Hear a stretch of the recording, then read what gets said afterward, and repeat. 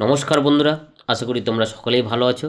আজকে আমরা জেপি গিলফোর্ডের তত্ত্ব সংক্ষেপে একটা সারসংক্ষেপ নিয়ে আজকে আমরা আলোচনা করব।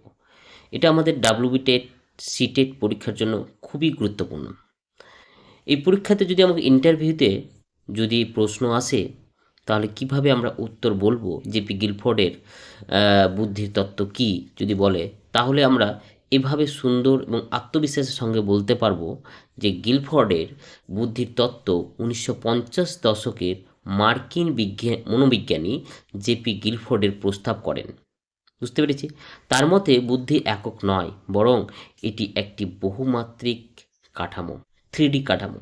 তিনি বুদ্ধিকে স্ট্রাকচার অফ ইন্টেলেক্ট বা SOI মডেলের মাধ্যমে ব্যাখ্যা করেন, যেখানে বুদ্ধি 3টি মাত্রার সমন্বয়ে গঠিত।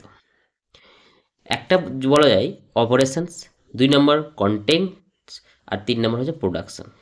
অপারেশন বলতে বোঝায় আমরা কিভাবে চিন্তা করি, যেমন জ্ঞান অর্জন, স্মৃতি, একাধিক সমাধান বের করা। ডাইভার্জেন্ট থিঙ্কিং, একক সঠিক উত্তর খোঁজা, কনভার্জেন্ট থিঙ্কিং। এবং মূল্যায়ন কন্টেন্টস বোঝায় আমরা কি নিয়ে চিন্তা করি, যেমন চিত্র, চিহ্ন বা অর্থ বা আচরণ। প্রোডাক্টস কি? প্রোডাক্টস বোঝায় চিন্তার ফলাফল, যেমন তথ্য, শ্রেণী, সম্পর্ক বা অনুমান। এই 3টি মাত্রার সমন্বয়ে প্রথমে 150টি, পরে 180টি মানসিক ক্ষমতার কথা বলেছেন জেপি গিলফোর্ড। এই তত্ত্বের বিশেষ গুরুত্ব হলো এটি সৃজনশীলতার উপর জোর দেয় এবং ডাইভার্জেন্ট থিঙ্কিং ধারণাকে জনপ্রিয় করে। তবে মডেলটি কিছুটা জটিল এবং সব ক্ষমতা বাস্তবে পরিমাপ করা খুব কঠিন।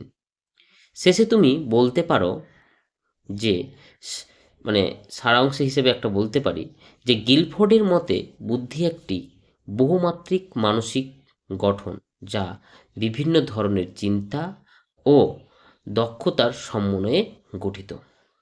ঠিক আছে, এই হচ্ছে একটা জেপি গিলফোর্ডের আমরা সংক্ষেপে একটু আলোচনা করতে পারি এভাবে।